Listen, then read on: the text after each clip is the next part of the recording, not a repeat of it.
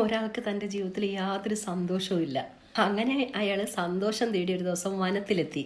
വനത്തിലൂടെ അങ്ങനെ നടക്കുന്ന സമയത്ത് ഒരു കുതിര ഓടിപ്പോകുന്നുണ്ട്. അയാൾ ആ കുതിരയോട് ചോദിക്കുകയാണേ, എങ്ങനെയാണ് സന്തോഷം ഉണ്ടാവുക? അപ്പോൾ കുതിര പറഞ്ഞു, ഏറ്റവും സ്പീഡിൽ ഓടുന്നതാണ് സന്തോഷം. അങ്ങനെ അയാൾ നല്ലൊരു സ്പീഡിൽ ഓടി നോക്കി. അയാൾക്ക് സന്തോഷമൊന്നും കിട്ടിയില്ല. അങ്ങനെ അയാൾ അടുത്തതായിട്ട് ഒരു സിംഹത്തിന്റെ അടുത്ത് ചെന്നു. എന്നിട്ട് സിംഹത്തോട് ചോദിക്കുകയാണ്, എങ്ങനെയാണ് സന്തോഷം ഉണ്ടാവുക? സിംഹം പറഞ്ഞു, വേട്ടയാടുമ്പോഴാണ് സന്തോഷം ഉണ്ടാവുന്നത്. അങ്ങനെ അയാൾ വേട്ടയാടാൻ തുടങ്ങി. പക്ഷെ വേട്ടയാടിയിട്ടോ അയാൾക്ക് സന്തോഷമൊന്നും അനുഭവിക്കാൻ കഴിയുന്നില്ല.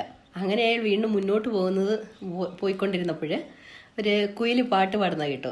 അയാൾ അതുപോലെ തന്നെ ഉറച്ച ശബ്ദത്തിൽ പാടാൻ തുടങ്ങി. പക്ഷെ അയാൾക്ക് സന്തോഷമൊന്നും ഉണ്ടായില്ല. വീണ്ടും മുന്നോട്ട് പോയപ്പോൾ ഒരു കരടി അവിടെ കിടന്ന് ഉറങ്ങുന്നത് കണ്ടു.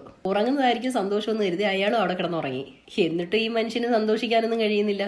ഇനിയിപ്പോൾ എന്തായിരിക്കും സന്തോഷം, എന്താണ് ആനന്ദം എന്നിങ്ങനെ ചിന്തിച്ച് മുന്നോട്ട് പോകുമ്പോൾ അതാ ഒരു ആട്ടിൻകുട്ടി അവിടെ നിന്ന് കരയുന്നു. അയാൾ ആട്ടിൻകുട്ടിയോട് ചോദിച്ചു, എന്തിനായി കരയുന്നേ?